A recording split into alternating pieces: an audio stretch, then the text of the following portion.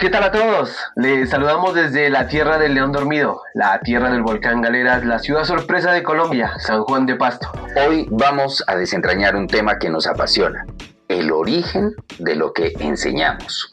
La historia de la educación en Colombia se ha visto atravesada por acontecimientos de carácter histórico que han permitido distintas configuraciones en los planos sociales y políticos.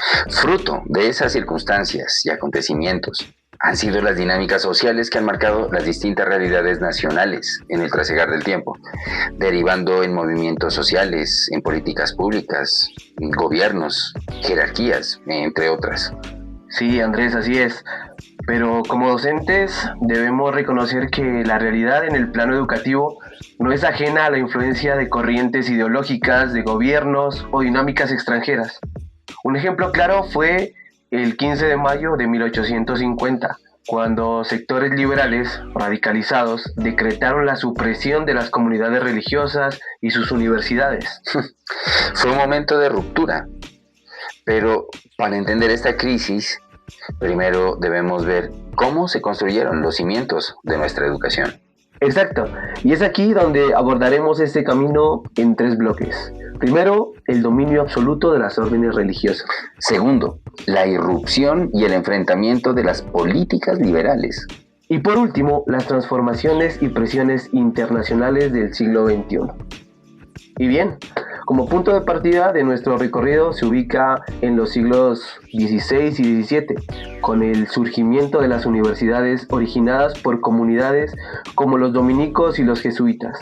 Ellos llegaron como portadores del Evangelio con la misión específica de lograr la implantación de la fe. Es cierto, pero esa implantación no fue una estructura de poder. En 1599 se promulgó el documento Ratio Atque Institutio Studiorum Jesus, más conocido por el título abreviado de Ratio Studiorum, que contenía el sistema educativo de la Compañía de Jesús para educar a la élite criolla. David, desde la crítica de Colonial, esto era un estilo escolástico que buscaba la asimilación cultural. Incluso se fundaron casas de recogimiento para indias doncellas con el fin de enseñarles castellano y propagar su uso, borrando sus raíces. Conjuntamente a este acontecimiento y gracias a una autorización papal dada el 8 de julio de 1621, se concedieron los permisos para emitir grados universitarios, constituyendo de esta manera, el siguiente año, el origen de las universidades de esta orden en Colombia. Entiendo esa tensión, Andrés. Sin embargo, en la institución donde laboro, con identidad religiosa marista precisamente, esa herencia religiosa se transformó en la misión de formar buenos cristianos y virtuosos ciudadanos.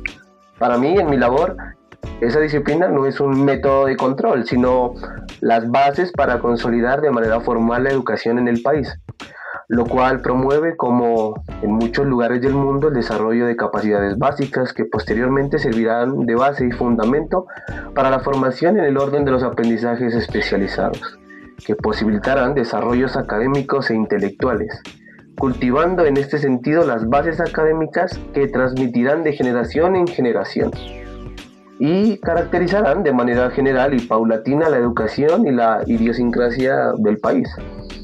El reto es que esa tradición no se convierta en lo que los autores llaman un recetario para memorizar el pasado, sino una oportunidad de comprender las transformaciones del país. Hay mucha tela que cortar en cuanto a este tema, ¿verdad, Andrés? Sí, David, bastante. Imagínate que aquí precisamente en nuestro segundo bloque de camino lo hemos denominado la irrupción liberal y la convivencia. Encontraremos ya algo de resistencia con relación al primer bloque. Entonces, estos nuevos preceptos educativos intentaban incidir sobre estamentos sociales no incluidos tradicionalmente, como era el caso de la educación de las mujeres indígenas. Exacto, David. Mira que en el siglo XVIII la Ilustración trajo con ello la idea de que la educación debía estar orientada a la divulgación de las ciencias, proponiendo en cambio los conocimientos útiles, como la física o la astronomía. Pero la verdadera fractura ocurrió en 1825, cuando Santander oficializó las obras de Jeremy Bentham. Y me imagino que ese decreto causó un especial revuelo y generó divisiones entre las clases élites de la política y la religión. El utilitarismo de Bentham se alejaba de las órdenes morales de la Iglesia, buscando la felicidad de la mayoría a costa de las minorías. Es que ese es el punto. Ejemplo, aquí en nuestro colegio, tú eres un hombre de fe y yo me considero espiritual. Históricamente, nuestras posturas habrían estado en guerra interna por el poder, defendiendo ideales de tradición o libertad. Pero hoy, bajo la Constitución de 1991, entendemos que la educación es un bien público y un derecho que el Estado debe garantizar.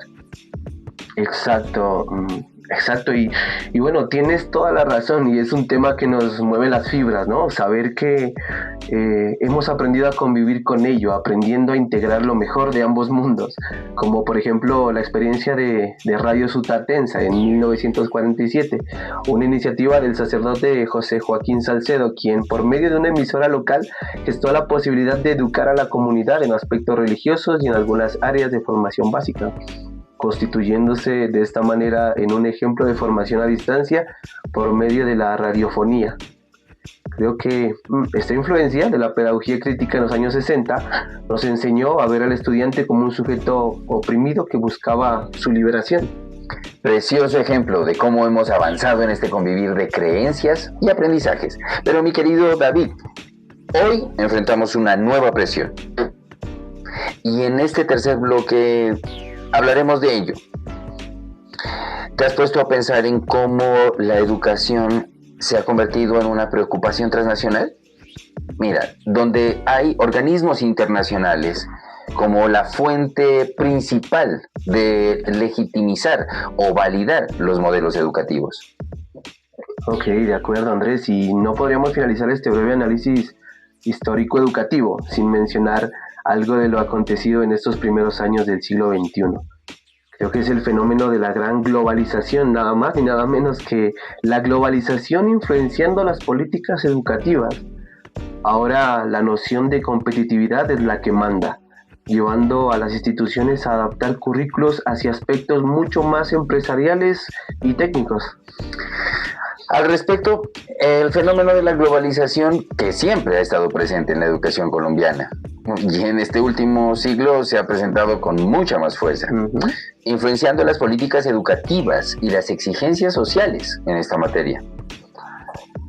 Y como dice León Guerrero, debemos cuidar que esa competitividad no nos lleve al olvido de la equidad, la solidaridad y la paz. En mis clases de teatro, por ejemplo, busco que la tecnología no sea solo un escenario de apoyo didáctico para los trabajos de los estudiantes, sino una posibilidad creativa para enriquecer precisamente esas propuestas. Andrés, le has dado en el clavo.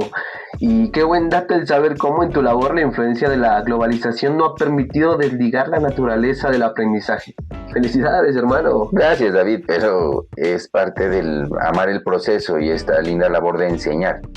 En este contexto, también es importante mencionar que la noción de competitividad se hace más fuerte, llevando muchas veces a instituciones a las adaptaciones de los currículos, los cuales forman a sus estudiantes en aspectos mucho más empresariales, técnicos, que responden a tendencias educativas globales, precisamente de la globalización.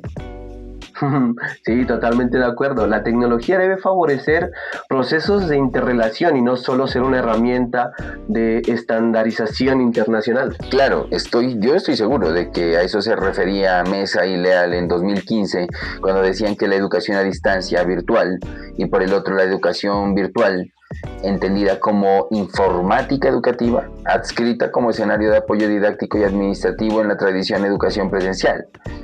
Es decir, entonces, que el uso de la tecnología por cualquiera de estas dos vías se constituye en una constante en la educación actual, complementando los modelos de formación tradicional y abriendo pasos a las rutas de innovación. Así pues, el uso de las tecnologías en la educación llegó para articularse, superando así la instrumentalización y posibilitando escenarios de función multidireccional, favoreciendo de esta manera nuevos escenarios de interrelación que han favorecido los procesos educativos, ¿verdad? Como lo es, por ejemplo, tus clases que nos mencionabas anteriormente. Qué gran forma de inspirar el quehacer y la labor docente. Qué importante saber que también estamos aportando al crecer de la educación.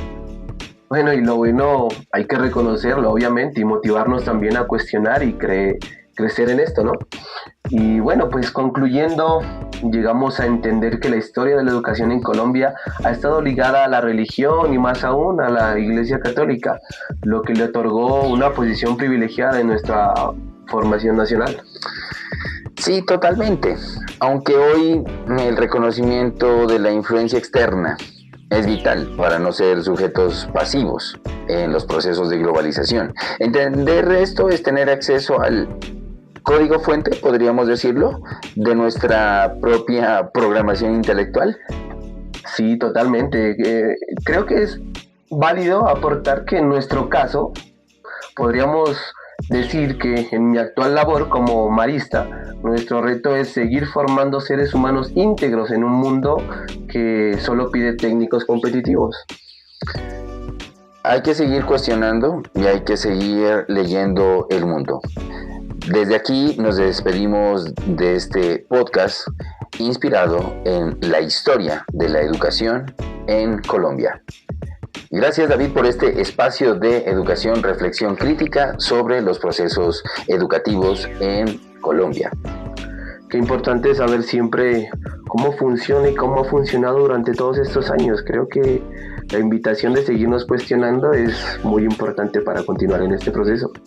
Agradecemos a todos nuestros oyentes y los invitamos a valorar el trabajo educativo que se realizan en las instituciones del país. Hasta una próxima oportunidad. Hasta pronto, chao, chao.